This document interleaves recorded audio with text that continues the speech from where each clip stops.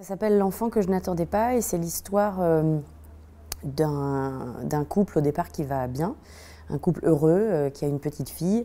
Du jour au lendemain, va voir sa vie, la vie du couple bouleversée, la vie de la famille tout simplement bouleversée par l'arrivée d'un enfant qu'il n'attendait pas. Une nuit, dans sa salle de bain, Johanna va accoucher.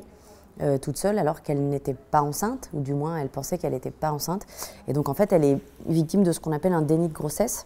L'enjeu du film est de montrer qu'elle n'était pas vraiment consciente de ses actes et d'expliquer cette pathologie. Et du coup ça va être tout le parcours de cette femme qui a du mal à rejoindre cette réalité, doit faire connaissance avec cet enfant, ne comprend pas ce qui lui est arrivé et qui doit aussi du coup reconstruire toute sa famille parce que forcément les dommages collatéraux sont énormes. En soi c'est un sujet qui est encore rare et tabou, c'est toujours tabou. On sait tous très bien que le déni de grossesse existe, ça ne fait aucun doute.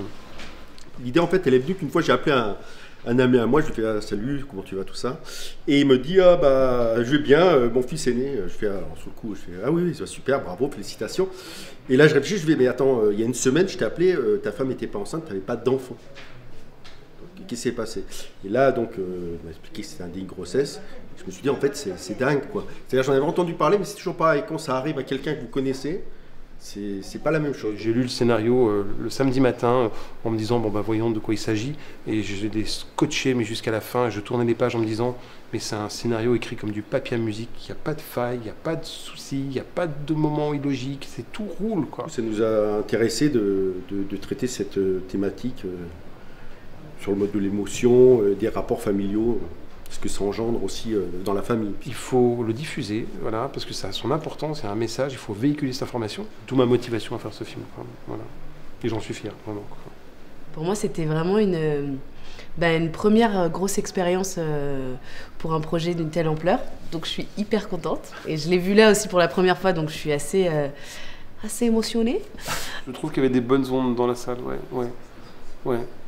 J'ai l'impression que les gens étaient touchés. La première personne à avoir parlé était une dame qui travaillait dans la petite enfance. Et elle disait que tout était vrai, il n'y avait rien à côté. Donc je trouve que c'est un bon signe. Il y avait un public donc très varié, notamment de différents âges. Tout le monde a compris le geste de cette femme sans le cautionner, mais en tout cas, le travail d'information, j'ai l'impression, est passé. C'est un festival très convivial, je trouve que très familial aussi.